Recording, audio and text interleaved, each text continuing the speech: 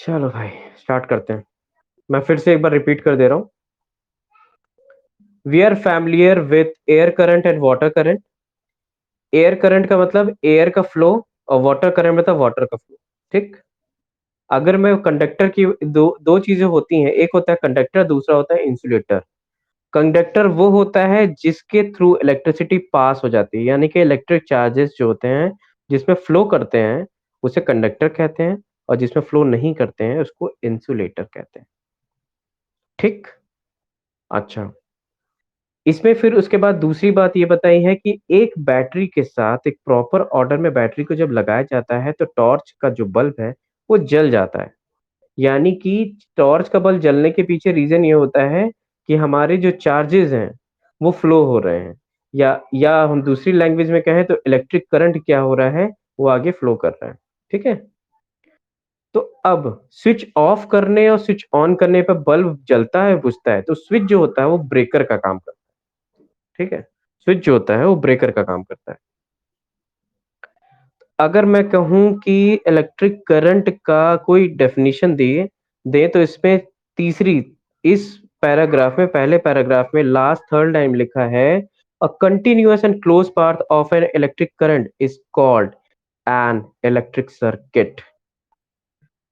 ये electric circuit का एक एग्जांपल है। Now if the circuit is broken anywhere और switch off the torch is turned off, a continuous, क्या repeat करना है, electric circuit, a continue a continuous and closed path of an electric current is called electric circuit। यानी कि electric current जब close path में होता है तो इलेक्ट्रिक सर्किट पूरा कंप्लीट होता है, तो इसे इलेक्ट्रिक सर्किट कहते हैं। ठीक। ये पैराग्राफ के last last three line,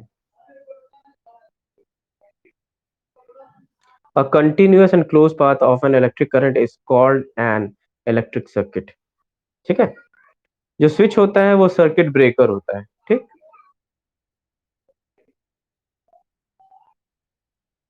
how do we express electric current.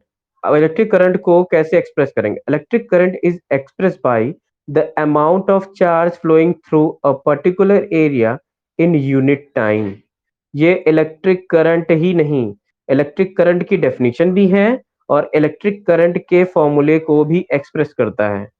Electric current is expressed by the amount of charges flowing, charges जिसको हम Q से डिनोट करते हैं, और area of unit time, time को हम T से डिनोट करते हैं। तो अगर कोई कहे कि इलेक्ट्रिक करंट का फॉर्मूला क्या होता है, तो चार्जेस अपॉन टाइम होता है।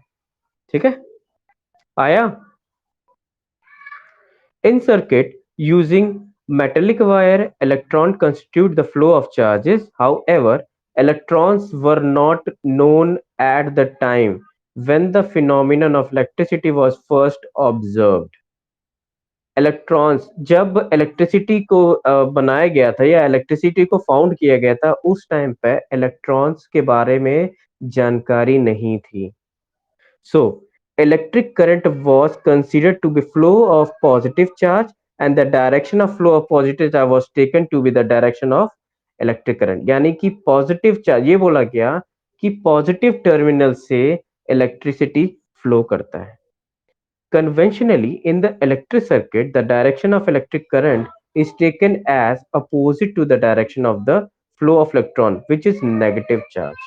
कहने का मतलब ये है कि अगर मैं इलेक्ट्रिक चार्ज की इलेक्ट्रॉन की बात करूं तो नेगेटिव इलेक्ट्रॉन जो होते हैं वो फॉलो करते हैं, नेगेटिव इलेक्ट्रॉन जो होते हैं वो फ्लो करते हैं। बट एक्चुअली में जस्ट जिस टाइम पे इलेक्ट्रिसिटी मतलब इलेक्ट्रिसिटी की खोज की गई थी, उस टाइम पे इलेक्ट्रॉन्स थे ही नहीं, तो पता ही नहीं था कि इलेक्ट्रॉन्स मूव करते हैं। ठीक है। समझ में आया। अरे बोलो भाई। ठीक है। अब यहाँ पे देखो, यहाँ पे इलेक्ट्रिक करंट का फॉर्मूला दे रखा है। हाँ जी। हाँ, ये वन आई आई को करंट से डिनोट करते हैं, क्यू को चार्जेस से, और टी टी फॉर टाइम होता है। ठीक है। चार्जेस बोलते हैं। इफ अ नेट चार्ज यानी कि Q flow across any cross section of an conductor in the time t, then the current I through the cross section is I is equal to Q upon T. The SI unit of electric charges is coulomb. याद रखना most important चीज है, SI unit से एक number का MCQ आता ही आता है। तो आप हम्म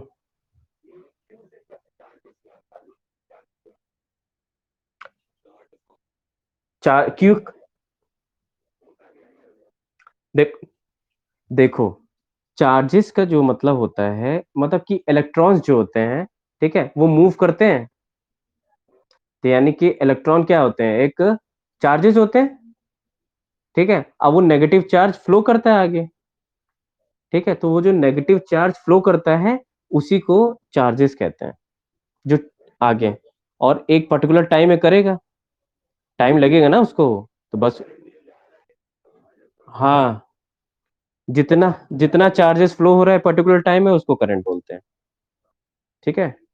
मोस्ट इंपॉर्टेंट ये है कि SI unit of electric charges is coulomb.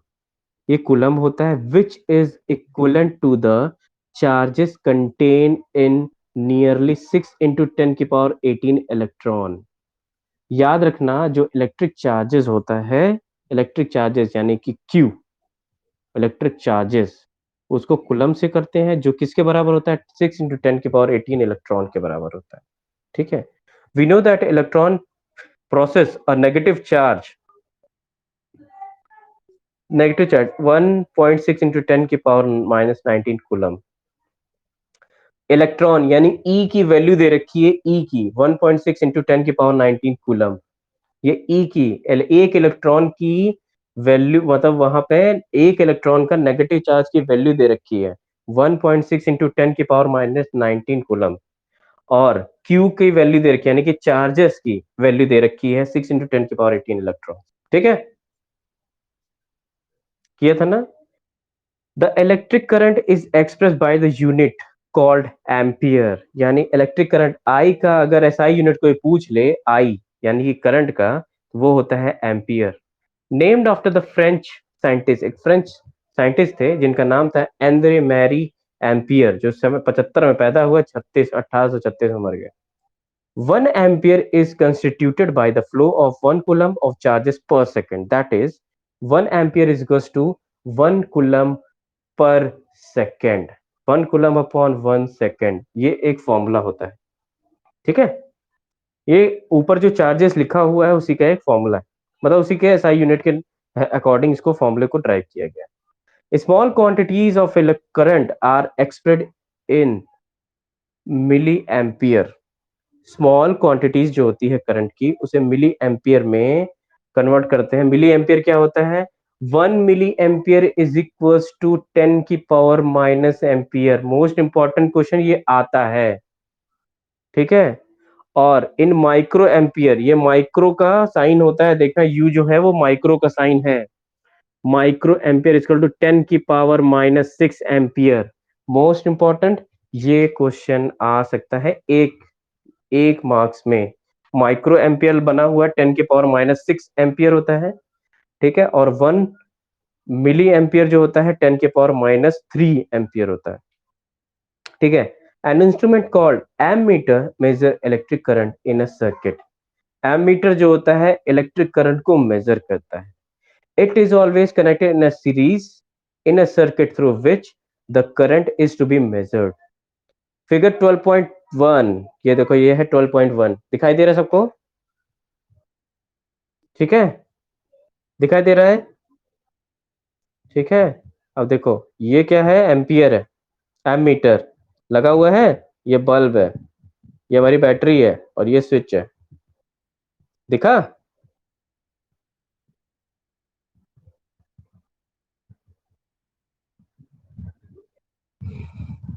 Switch है, प्लग, हाँ, प्लग की है, प्लग करते हैं, ठीक है। इसके बाद show the systematic diagram of a typical electric circuit comprising a cell, electric bulb, ammeter and plug key. Note that the electric current flow in the circuit from the positive terminal to the cell of to the negative terminal for the cell through the bulb and ammeter.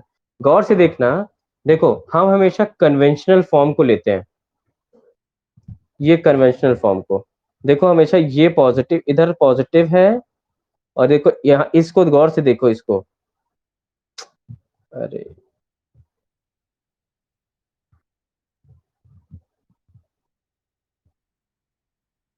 ये देखो ये positive है कि नहीं है, दिख रहा है, ये पॉजिटिव है इसलिए फ्लो यहाँ से होता है, हम कन्वेंशनल फॉर्म को लेते हैं, और इधर से नेगेटिव, और इधर से ये पूरा ऐसे घूम के जाता है और नेगेटिव टर्मिनल को टच करता है तो बल्ब जल जाता है। ठीक है, हाँ मोड़ो मैडम मैडम,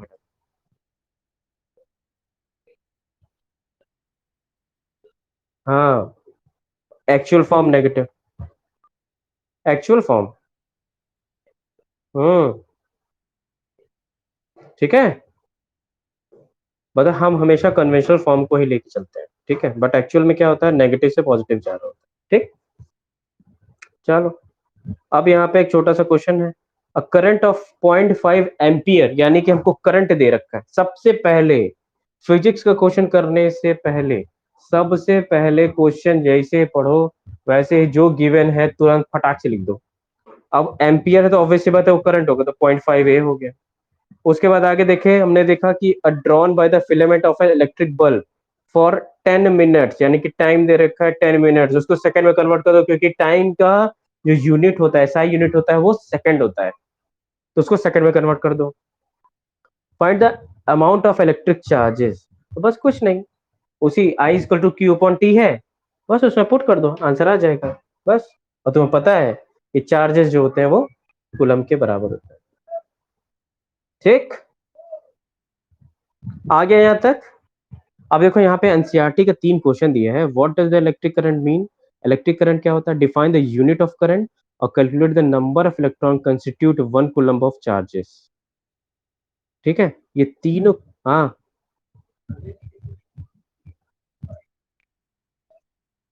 हाँ, अरे 600 ऐसे 0.5 एम्पियर है, तो तो पॉइंट अगर हटाओगे नीचे 10 लग जाएगा, तो 5 5 6 30 हो गया, 300 ही, तो 3000 थोड़ी आ रहा है,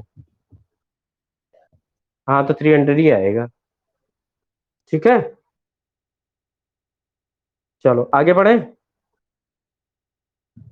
अब यहाँ पे कुछ फैक्ट दिया हुआ है, flow of charges inside a wire, how does a metal conduct electricity, कैसे मेटल कंडक्ट करता है, देखो सिंपल सी चीजें हैं, जो भी कंडक्टर होता है उसका इलेक्ट्रॉन जो होता है वो सबसे आउटर सेल में बैठा होता है, जिसको वैलेंस इलेक्ट्रॉन्स कहते हैं, सबसे आउटर सेल में।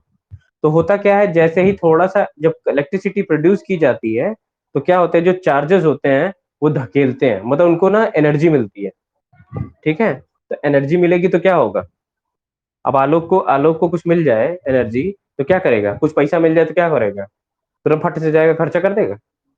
सेम यही चीज इलेक्ट्रॉन के साथ भी होती है, जरा सा भी पुश मिलता है तो वो उछल के सेल से भागने की कोशिश करते हैं।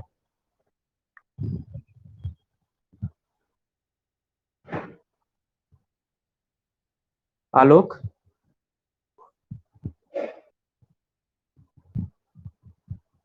आलोक व्हाट हैपन,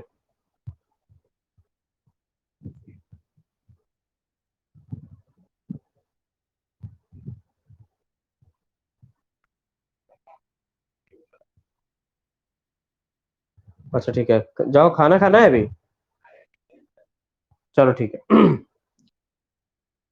देखो, होता क्या है कि जो भी कंडक्टर होता है उसके जो इलेक्ट्रॉन्स होते हैं वो फ्री होते हैं, वो मूव करते रहते हैं आगे, ठीक।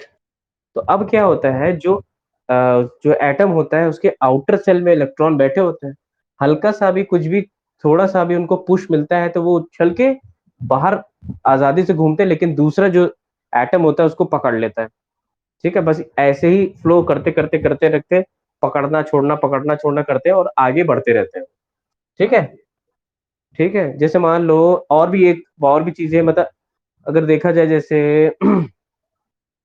अंडे हैं, अंडे उछलने लगते हैं, जब बॉयल करते हैं, पानी बॉयल होता है तो अंडे उछलने लगते हैं। सेम वैसे ही इलेक्ट्रॉन भी उछलते हैं, पकड़ते हैं, उछलते हैं, पकड़ते हैं, ऐसे यही सब काम करते हैं। ठीक, एटम ही छोड़ता है, एटम पकड़ लेता है। वो एक एटम को छोड़ते हैं, दूसरा पकड़ लेते हैं।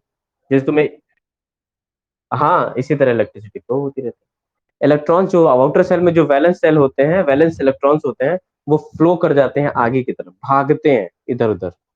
ठीक है, अब बात करते हैं इलेक्ट्रिक पोटेंशियल और पोटेंशियल डिफरेंस की, मोस्ट इंपॉर्टेंट। ठीक है, what makes the electric charges to flow. ठीक है, let us consider the analogy of flow of water. Charges do not flow in a copper wire by themselves. Just water in a perfectly horizontal tube does not flow if one end of a tube, अगर दो गिलास, जो suppose करो दो beaker लिया और equal base पे दोनों बीकर को अगर रख देते हैं, जैसे फॉर एग्जांपल मैंने यहाँ पे दो बीकर लिए और ये मैंने इसको कर दिया, यहाँ पानी रखा है, इसमें पानी भरा है, इसमें भी पानी भरा है। ठीक है, तो यहाँ भी पानी फ्लो होके इधर जाएगा, इधर जाएगा। ठीक, अगर दोनों, तो ना तो पानी इधर से इधर जाएगा, ना तो पानी इधर से इधर जाएगा, दोनों ही भरे रहेंगे। ठीक, अब दोनों भरे रहे, अब सपोज करो कि इस एक ट्यूब का, अब सपोज करो कि मैंने एक को ऐसे कर दिया जिसमें पानी भरा हुआ है और इसका ऐसे कर दिया। ठीक, तो पानी यहां से बह के इधर आएगा कि नहीं आएगा? आएगा कि नहीं? अरे, एक को ऊपर किया तो क्यों नहीं आएगा? कैसे नहीं आएगा? ये पूरा पानी से, ये पूरे पानी से भरा था, मैंने इसको कनेक्ट कर दिया यहाँ पे, पानी तो पानी या ऐसे फ्लो के नीचे नहीं गिरेगा? हाँ, अरे भरा भी होगा, टंकी अगर तुम्हारा पानी है, ठीक है, पानी पानी से भरा है, इसीलिए तो टंकी ऊपर लगाई जाती है। ठीक है, तो उसके बाद पानी नीचे आएगा, नीचे इसको भरेगा पूरा। ठीक, तो इलेक्ट्रिक पोटेंशियल और पोटेंशियल डिफरेंस है, मतलब हाइयर पोटेंशियल से लोअर की तरफ जाता है, उसी को कहते हैं इलेक्ट्रिक पोटेंशियल। मतलब हायर पोटेंशियल से लोअर पोटेंशियल की तरफ जाते हैं, उसको कहते हैं इलेक्ट्रिक पोटेंशियल। अब इसको पढ़ेंगे, अभी समझ में आ जाएगा। देखो, if one end of the tube is connected to the tank of water kept at higher level, जैसे अभी higher level बताया था, such that there is a pressure difference between the two end of the tube, दोनों का जो pressure होगा वो अलग अलग होगा। Water flow out of the other end of the tube for flow of charges in the conducting metallic wire, the gravity of course has no role to play. मान लो ग्रेविटी का कोई रोल नहीं है, the electron move only if there is a difference of electric pressure called a potential difference. अगर electron move हो रहे हैं, ठीक है, और इलेक्ट्रिक प्रेशर में जो डिफरेंसेस आ रहे हैं इलेक्ट्रॉन के मूव होने से, उसको कहते हैं potential difference along the conductor. This difference of potential may be produced by a battery, battery की वजह से वो पोटेंशियल डिफरेंस है, consisting of an one more electric cell, या और एक इलेक्ट्रिक सेल लगाने की वजह से। The chemical action within a cell generate the potential difference across the terminals of the cell even when no current is drawn from it. When the cell is connected to a conducting circuit element, the potential difference set the charges in the motion in a conductor and produce an electric current. In order to maintain the current is given electric circuit, the cell has expend its chemical energy stored in it. We define the electric potential difference between 2 points in an electric circuit carrying some current as the work done to move a unit charges from one point to other. देखो, ये है हमारा एक cell है, ये होगा positive, ये होगा नेगेटिव, होगा कि नहीं होगा? अगर एक पॉजिटिव है एक नेगेटिव है, तो ऑब्वियस सी बात है इलेक्ट्रॉन ऐसे करके मूव करके इधर जाएगा, जाएगा कि नहीं जाएगा? अब एक और अगर मैंने सेल लगा दिया, तो उसकी पावर बढ़ जाएगी कि नहीं बढ़ जाएगी? बोलो हाँ या ना। ऑब्वियसली बात बढ़ जाएगी, ठीक है। यानी कि उसका जो पोटेंशियल डिफरेंस है उसमें कहीं ना कहीं चेंजेस आ जाएगा, मतलब उसके वोल्टेज में चेंजेस आ जाएगा। वोल्टेज में चेंजेस आते हैं, वोल्टेज में चेंजेस आते हैं। जब लाइट डीम आती है तो कहते हैं भैया इसका वोल्टेज नहीं आ रहा है, आता है ना, बोलते हैं ना, ठीक है। तो वोल्टेज नहीं आ रहा, वही होता है ये।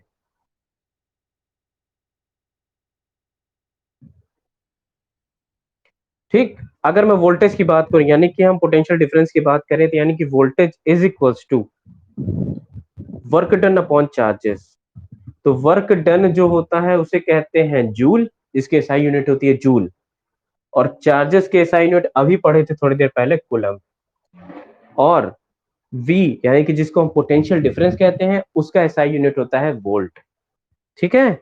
यानी कि 1 volt is equals to 1 joule upon coulomb. यानी कि SI unit electric potential difference की होती है वोल्ट। एक एलेसैंड्रो वोल्टा थे जिनके नाम पे ये पढ़ा है, ठीक। वो पोटेंशियल डिफरेंस का फॉर्मूला याद है? ये होता है पोटेंशियल डिफरेंस का फॉर्मूला, ठीक है। अब ये क्वेश्चन है 12.2 वाला,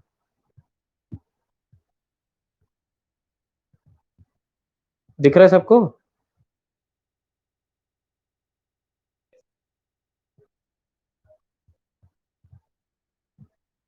अब ये देखो पोटेंशियल डिफरेंस का है। अब देखो 2C दे रखा है। 2C का मतलब कुलम, सी मतलब कुलम। यानी कि हमारे चार्जेस दे रखा है, क्यू की वैल्यू दे रखी है। 12 वोल्ट दे रखा है, वोल्ट यानी कि वी की वैल्यू दे रखी है। हमें निकालना क्या है? वर्क डन निकालना है। हाउ मच वर्क डन लिखा है, वर्क इज डन, यानी कि जूल निकालना है। बस, हो गया। पहले गिवन लिखा, बस फॉर्मूले में पुट कर दिया, आंसर आ गया। हम्म। कैसा? हाँ, कितना काम किया है। करंट फ्लो होगा तो कुछ काम करेगा ना। इतने घंटे बिजली चली, इतने घंटे, इतने घंटे हमारा काम चला, हमारी लाइट जल रही है, हमारा पंखा चल रहा है, हमारी टीवी चल रही है, हमारा लैपटॉप चल रहा है, हमारी मूवी चल रही है लैपटॉप पे, ठीक है। क्या बोलते हैं? चलो ठीक है। अब name a device that help maintain a potential difference across a conductor. कौन सा ऐसा डिवाइस है जो मेंटेन करता है पोटेंशियल डिफरेंस अक्रॉस कंडक्टर? कौन सा डिवाइस होता है? उसे वोल्ट मीटर कहते हैं, ठीक है। What is mean by the saying that potential difference between two points is 1 volt? अगर 1 वोल्ट है तो पोटेंशियल डिफरेंस को क्या बोलेंगे?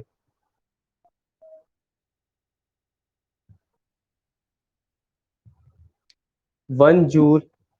What is mean by saying that the potential difference between two points is 1 volt?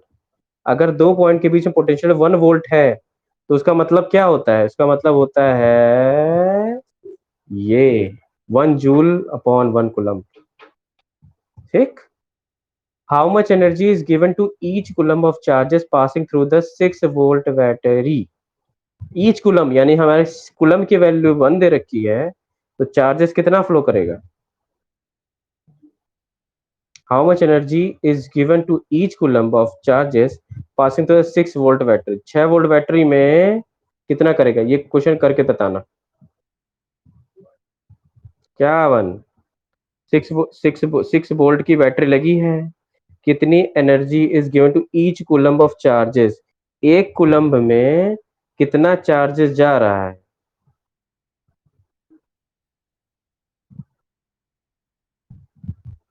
अरे इसमें work done निकालना है, वर्क कितना होगा,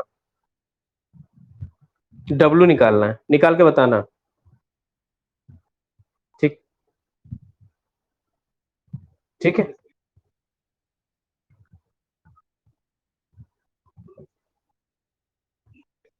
हो गया। अब बात करते हैं सर्किट डायग्राम की। सर्किट डायग्राम में देखो, ये जो प्लग व्लग बना रहता है ना, ये मोस्ट इंपॉर्टेंट है, इसको पढ़ लो, ठीक है, मोस्ट इंपॉर्टेंट। ये तो इतना इंपॉर्टेंट है कि हम क्या बताएं, ठीक है। यही सिंबल आते हैं, ऐसे बना रहेगा, ऐसा बना रहेगा, कहेगा ये क्या, वोल्ट मीटर, ये क्या है, मीटर, ये रेजिस्टेंस, ये बल्ब, लेकिन आपने याद नहीं किया है। ठीक है, यही तो दिक्कत है। हम क्या, चलो ठीक है। अब ओम्स लॉ क्या होता है? ठीक है, ओम लॉ नहीं पढ़ेंगे, क्यों नहीं पढ़ेंगे भाई? बहुत इजी है यार। पोटेंशियल डिफरेंस और करंट के बीच का जो रिलेशन होता है उसे ही कहते हैं ओम्स लॉ। पोटेंशियल डिफरेंस और करंट के बीच के रिलेशन को ही ओम्स लॉ कहते हैं। ठीक है। अच्छा, यहाँ देखो दिया हुआ है, जितना वोल्टेज उतना करंट, जितना ज्यादा वोल्टेज होगा उतना ज्यादा करंट होगा। ठीक। अब हुआ क्या?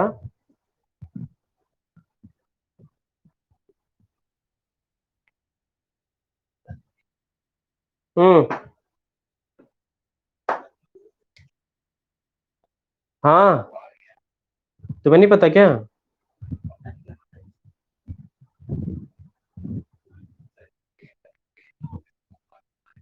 हम्म।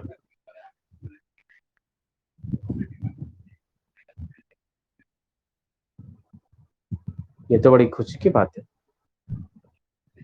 हाँ लगा है भाई।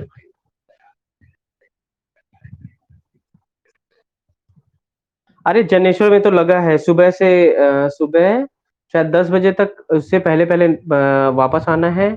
और उसके बाद शाम के टाइम भी खुलेगा शायद 5 बजे उसके।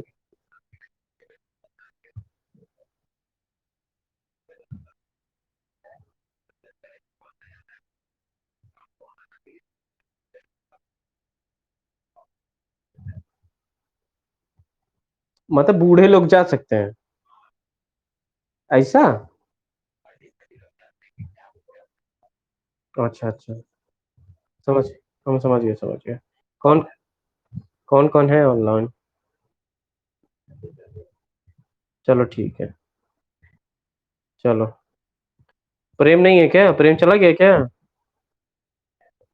लो दिव्या चली गई। नहीं नहीं, उसका बार बार आ रही जा रही, देखो आ गई। दिव्या का नेट नहीं चल रहा है। चलो ठीक है, ओम्स लॉ पे आते हैं।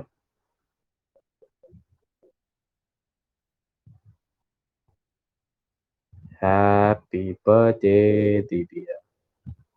है? जोर की लगी तो कराओ।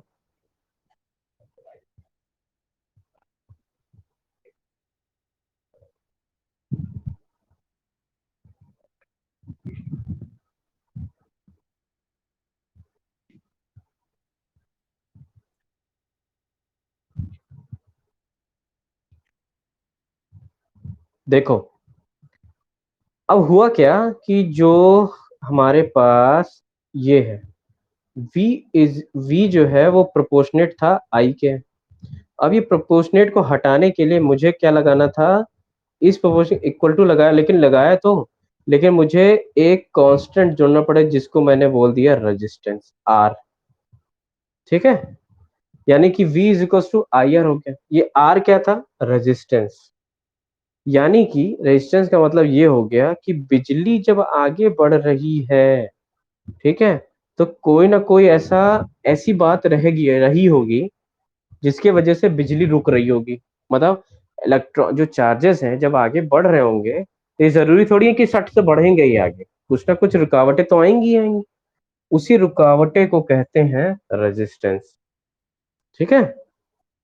Equation R is a constant of given metallic wire as given as a temperature is called a resistance. It is the property of conductor to resist the flow of charges. Flow of charges को resist करते हैं, रोकते हैं। ठीक। Through through it. The SI unit is ohm. इसका SI unit होता है ohm। ठीक है।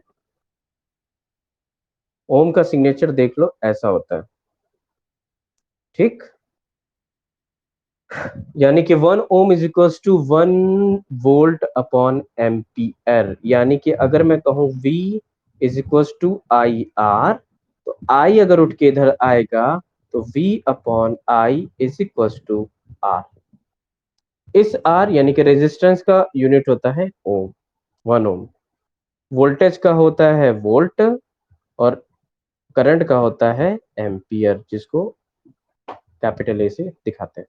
ठीक, आई होप कितना समझ में आ गया होगा। ठीक है, अब इसके बाद जो ये एक्टिविटी है वो आपको थोड़ी बहुत देखनी है। ठीक है,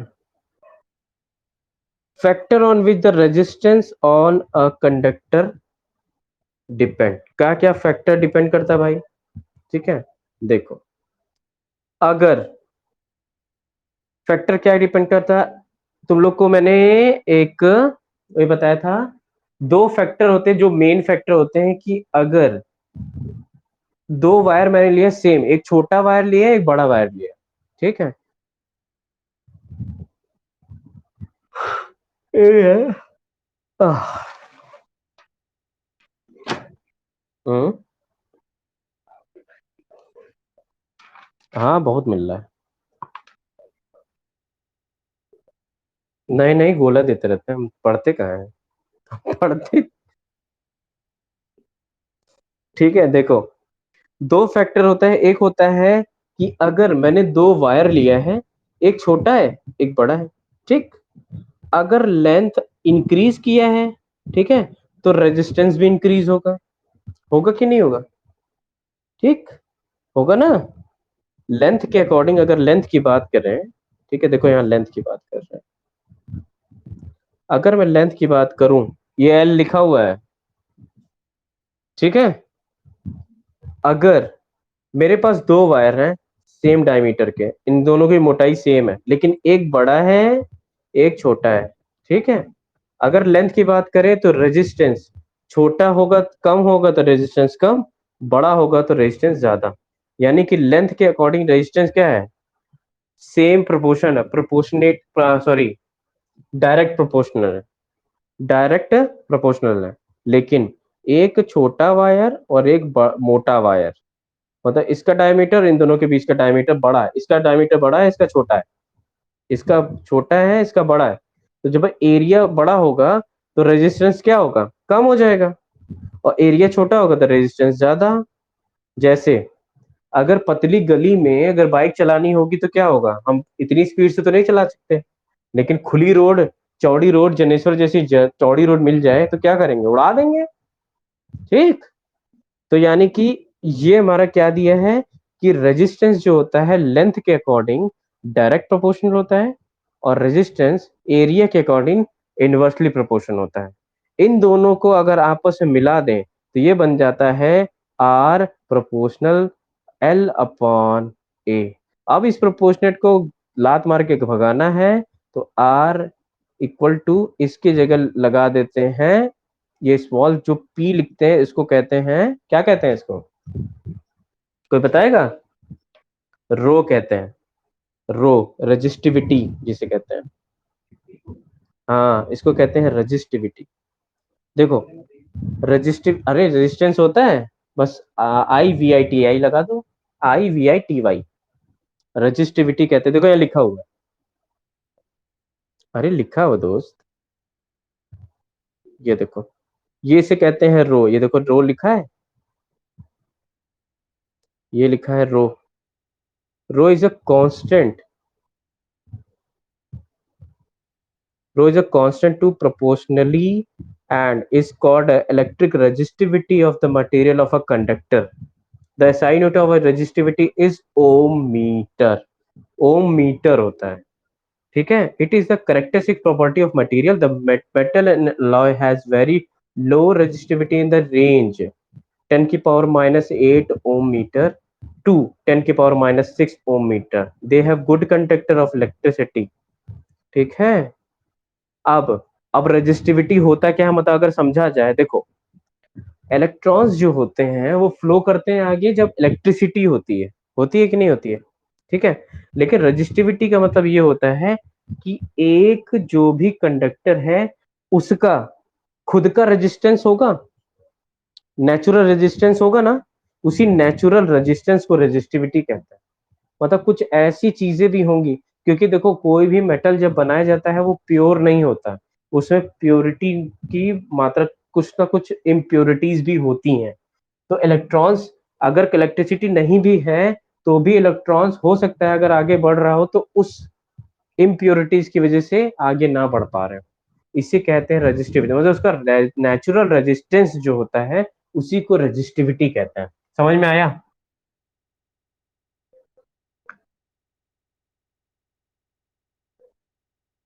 बस यहाँ रेजिस्टिविटी का फॉर्मूला दिया हुआ है, ठीक है, एक क्वेश्चन है, इसको देख लेना। रेजिस्टेंस ऑफ अ सिस्टम और यहाँ रजिस्टर बना हुआ है, देखो दो रेजिस्टेंस रजिस्टर्स जो होते हैं, रजिस्टर्स जो होते हैं, ठीक है। अब ये होता है स्ट्रेट लाइन और ये होता है पैरेलल, ये होता है स्ट्रेट लाइन, ये होता है पैरेलल। इससे रिलेटेड कल मैं न्यूमेरिकल करवाऊंगा, ठीक है। और कोशिश करना कि हो सकता है कल सुबह मॉर्निंग में सभी बच्चे 5 बजे उठ रहे हैं कि नहीं उठ रहे हैं? तो सब बच्चे 5 बजे उठ के जितना बोले हैं आज इलेक्ट्रिसिटी, मतलब घोल के पी जाना है बिल्कुल। कल रिवीजन करके इलेक्ट्रिसिटी खत्म, ठीक है। कल इसके ढेर सारे न्यूमेरिकल जितने भी 10 साल में आए हैं वो करा के खत्म, क्योंकि कल मेरे पास हम्म देखो जब रेजिस्टेंस एक सीरीज में लगे होते हैं तो इसे सीरीज कहते हैं, इसे सीरीज कहते हैं, ठीक है, स्ट्रेट लाइन में, ठीक है। तो दो तरीके के होते हैं ना, एक होता है तुम्हारा सीरीज और ये होता है पैरेलल, ठीक। अब अब सपोज करो कि अगर कोई कहे कि भैया ये जो सीरीज में है इसके टोटल रेजिस्टेंस कितना है, तो कुछ नहीं, आर, मतलब सीरीज में है तो आर एस, सीरीज में है ना, इसको सीरीज कहते हैं, तो R S is equal to R1 + R2 + R3, ठीक है। और अगर कोई कहे आर सीरीज में अगर हो, ऐसे हो सीरीज में, ठीक है, तो सिंपल जितने भी रेजिस्टेंस सबको जोड़ देते हैं, कल मैं न्यूमेरिकल बताऊंगा तो हो जाएगा क्लियर, ठीक है। लेकिन अगर पैरेलल में होते हैं, ठीक है, तो इसको पैरेलल में होते हैं तो R P is equal to 1/R1 + 1/R2 + 1/R3, ऐसे करके, मतलब अपॉन में रहते हैं, ठीक है। पैरेलल होते हैं इसलिए अपॉन में रहते हैं। हाँ, मतलब अगर तुमसे टोटल रेजिस्टेंस पूछे तो देखो यहाँ पे दिया रहेगा, ठीक। बस इसके न्यूमेरिकल्स हैं।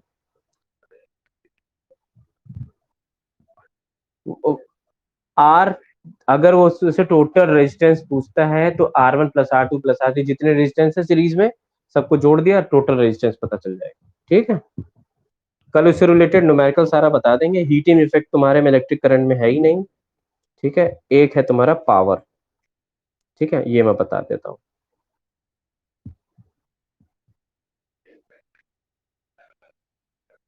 हम्म, ठीक है, देखो, हाँ अरे लेकिन जो दिए जाते हैं बहुत ही इंपॉर्टेंट होता है, देखो गौर से समझो। You have studied in an earlier classes that is the range of doing work is power. This is also the rate of consumption of energy. भाई अगर पावर होगी तो कंजम्पशन करेगा एनर्जी, तो हमारे पास पावर है कि तो कैसे होगा? पावर है तो काम करोगे, ठीक है। जितना ज्यादा वोल्टेज उतना ज्यादा करंट। एक अगर प्रॉपर, अगर जितना मतलब वोल्टेज और करंट एक प्रॉपर मैनर में आए तो यानी कि इलेक्ट्रिसिटी में पावर ज्यादा होगी, होगी कि नहीं होगी? इलेक्ट्रिसिटी में पावर ज्यादा होगी कि नहीं होगी? वोल्टेज भी सही आए और करंट भी, दोनों एक पर्टिकुलर रेशियो में आए और आपस में मल्टीप्लाई हो जाए तो उसकी पावर एक अच्छी। कहने का मतलब ये है कि अगर इलेक्ट्रिसिटी में वोल्टेज और करंट दोनों एक प्रॉपर मैनर में आगे बढ़े तो उसकी पावर अच्छी होगी। अगर वोल्टेज अगर वोल्टेज ज्यादा तो करंट भी ज्यादा, ठीक। तो कहने का मतलब है कि वही हमारा पावर होता है, ठीक है।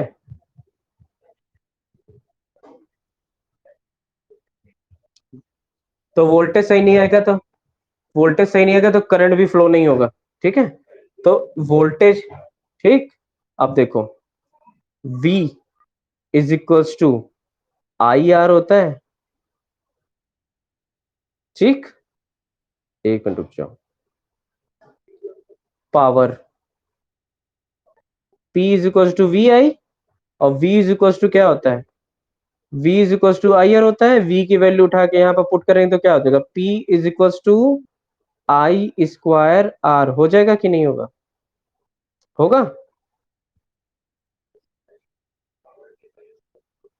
क्या चीज? पावर की साइड? हाँ, इसको वॉट कहते हैं, वॉट। ठीक है, वॉट, कितने वॉट का बल्ब है, ठीक है, तो उसकी पावर कितनी, जितनी ज्यादा पावर, जितनी ज्यादा पावर उतना ज्यादा वो बिजली का कंज्यूम करेगा, जितना कम पावर उतना वो कम बिजली को कंज्यूम करेगा।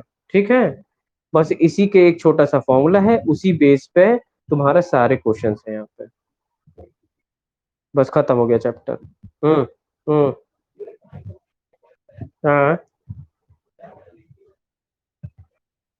नहीं नहीं नहीं, देखो, एलईडी का कंजम्पशन थोड़ा कम है, और जैसे अगर मान लो तुम अगर 15 वॉट की एलईडी लो और 40 वॉट का नॉर्मल जो ट्यूबलाइट है उसको ले लो, दोनों की रोशनी में जमीन आसमान का फर्क है। 15 वॉट में बहुत बहुत तेज जलेगा, उतना रॉड नहीं दे पाता है। ठीक है, मतलब कम पावर में वो ज्यादा ज्यादा मतलब उसका ग्लो कर रही है। ठीक है, बस वही चीज है। ठीक है। हाँ मैडम बताएं। अरे सर बताएं सर। बता बोलो। वॉट की दिक्कत, सबसे पहले दिक्कत ये होती है कि जो तार होता है वो इतनी अच्छे से कनेक्टेड नहीं होता, पहली बात। ठीक है, क्वालिटी के अच्छे होते हैं एक्चुअली, क्या है ना, सबसे पहली चीज तो एल्यूमिनियम के तार होते हैं। ठीक है, एल्यूमिनियम के तार होने की वजह से दूसरी चीज ये होता है कि होता क्या है, कहीं ना कहीं लूज कनेक्शन की वजह से, ठीक है, पावर जो है वो आगे फ्लो नहीं कर पाता, मतलब करंट और वोल्टेज फ्लो नहीं कर पाता, यही सबसे बड़ा रीजन है। ठीक है, या तो बिजली की चोरी ढंग से हो रही होती है, ताबड़तोड़। ठीक है। ठीक है, तो इसके वजह से भी जो पावर होती है वो कहीं ना कहीं कमजोर हो जाती है, जैसे बैटरी है। हम्म।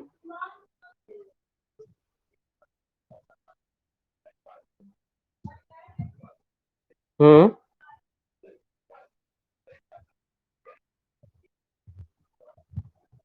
मतलब एक छोटा कौन सा? हाँ हाँ।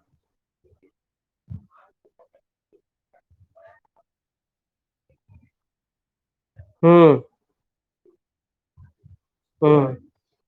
देखो, स्लो में इसलिए जाएगा क्योंकि एक ही से चार्जेस फ्लो हो रहे हैं, ठीक। ठीक है, तो दूसरे को वो बोलेगा तो कि भैया आओ आओ, हम ही हैं, करंट दे रहे तुमको, लेकिन वो प्रॉपरली जा नहीं पाएगा। जैसे जब मैग्नेट पढ़ा, अभी जब मैग्नेट पढ़ाएंगे, ठीक है, तो उसमें ये चीज आएगी। ठीक है, याद रखना। सुनो, क्या चीज? नहीं, प्लास्टिक में नहीं होता, लेकिन अगर प्लास्टिक प्लास्टिक अगर गीला है, ठीक है, और प्लास्टिक अगर प्योर नहीं है, हो सकता है उसमें कुछ और सब्सटेंस मिले हुए हैं, तब मार देगा तुमको करंट।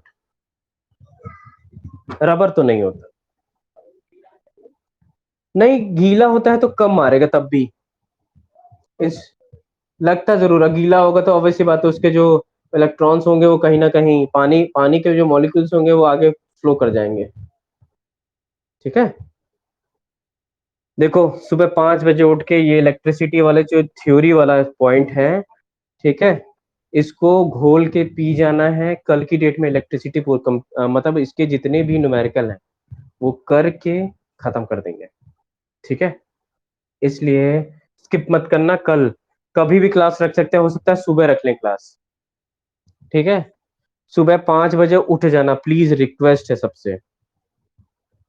ठीक है, रिक्वेस्ट कर रहा हूँ।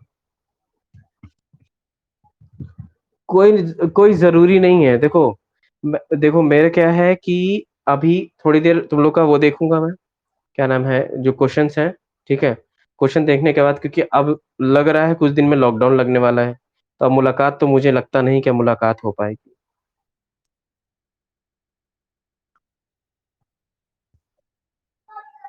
नहीं तो वही कह रहा ना, तो मुलाकात नहीं हो पा रही है।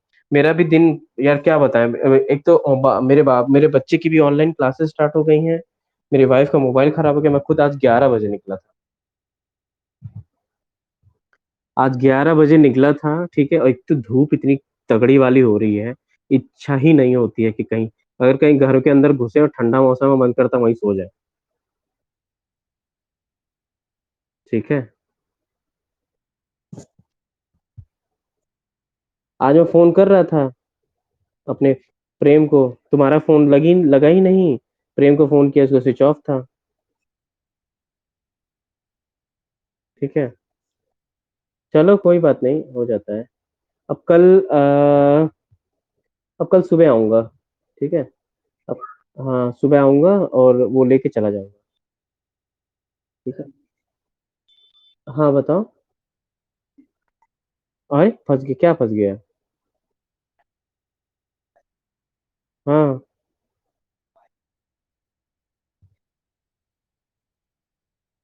मतलब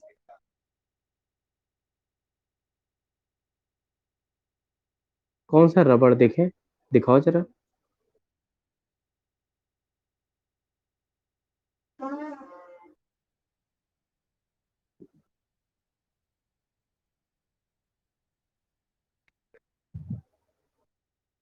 रबड़?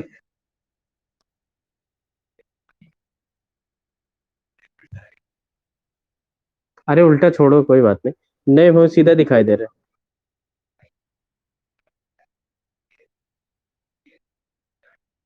हाँ। कौन सा रबड़?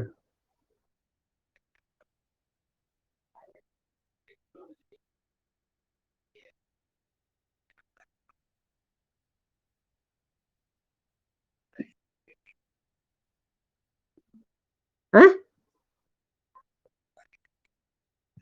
अरे तुम हमको दिख रहा है, तुम दिखाओ, हमको दिख रहा है। हाँ हाँ दिख रहा है, सीधा ही दिख रहा है। कौन सी चीज टूटा है? हाँ। अरे तो उससे वो किस चीज के लिए होती है वो?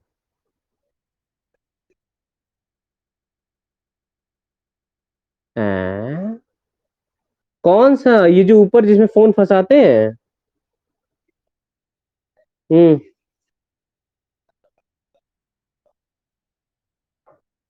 अच्छा, अरे वो कुछ भी लगा के फंसा देंगे, टेंशन नहीं है।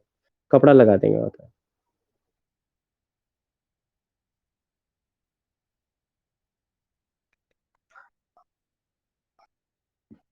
अच्छा, अरे उसका सेल्फी स्टिक का लग जाएगा। हाँ तो सेल्फी स्टिक है मेरे पास। हाँ तो उसी का निकाल के लगा देंगे। तो बस। अरे नहीं सड़िया, कहीं जाओ नहीं यार, कहीं ना जाओ। मानो बात मेरी, कहीं ना जाओ। ठीक है। तुम देखो सुनो, बता रहे हैं। ठीक है।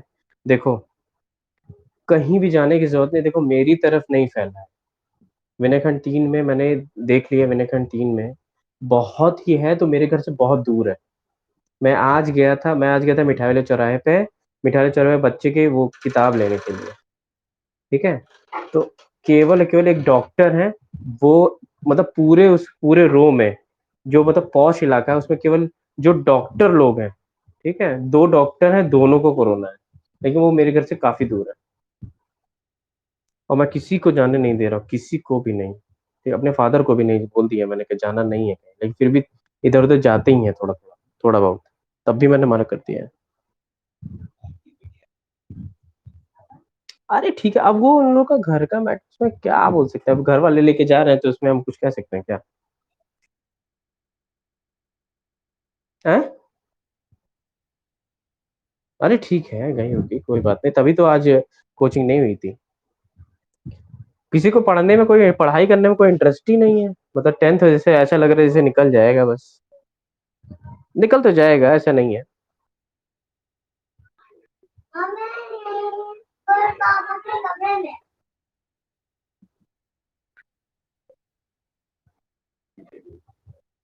नहीं बेइज्जती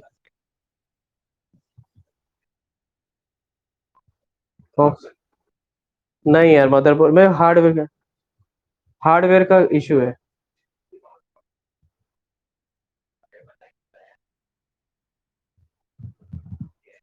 चलो सुनो, सुनो, चलो अब कल क्लास रखते हैं, अब जल्दी से सो जाओ। ठीक है, चलो आप सो जाओ। सुबह सुबह 5 बजे सब लोग मैसेज करना उठ के। ठीक है, चलो गुड नाइट।